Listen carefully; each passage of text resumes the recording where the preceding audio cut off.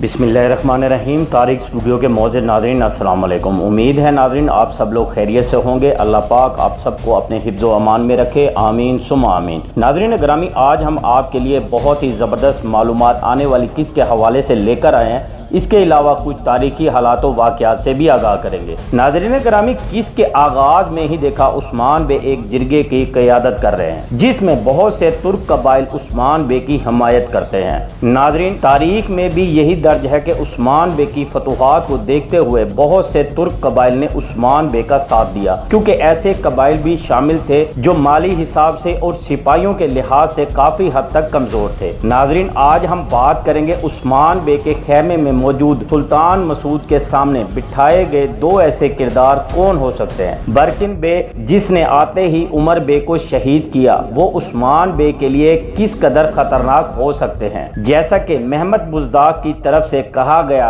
कि अब कुल्लुच उस्मान की हर नई किस्त में भरपूर सनसनीखेज तारीखी वाकयात दिखाए जाएंगे और किरदारों की भी वापसी होगी, तो कौन से ऐसे किरदार की कुल्लुच सीरीज में वापसी दिखाई जा सकती है। सबसे पहले बात करते हैं नाजरीन के उस्मान बे कैसे सुल्तान के सामने अपनी बेगुनाही साबित करेंगे। तो नाजरीन, ये वाज़ेह है कि उस्मान बे को इस मुश्किल से बचाने में कुनूर एल्प या गेहातू का किरदार दिखाया जाएगा, क्योंकि ना ही गेहातू का खात्मा उस्मान बे के हाथों होता है और ना ही उस्मान बे और सुल्तान के दरमियान कोई जंगी महाज होता है। इसका मतलब ये हुआ कि उस्मान बे सुल्तान को कायल कर लेंगे या गेहातू के साथ कोई मुआहिदा होगा जिससे उस्मान बे सुल्तान मसूद को सच्चाई से आगाह कर सकेंगे। नाज़रीन, उस्मान बे के खेमे में दिखाए गए वो किरदार जो एक मुजरिम की तरह सुल्तान के सामने बैठे हैं, यकीनन दोनों किरदारों को नई किस्त का हिस्सा बनाया जाएगा कि जो नए किरदार ट्रेलर में दिखाए गए ये दोनों जरूर अहमियत के हामिल ही होंगे। नाज़रीन ग्रामी, कुल्लुच उस्मान के मौजूदा हालात में बरकिन बे उस्मान बे का सबसे खतरनाक दुश्मन साबित होगा।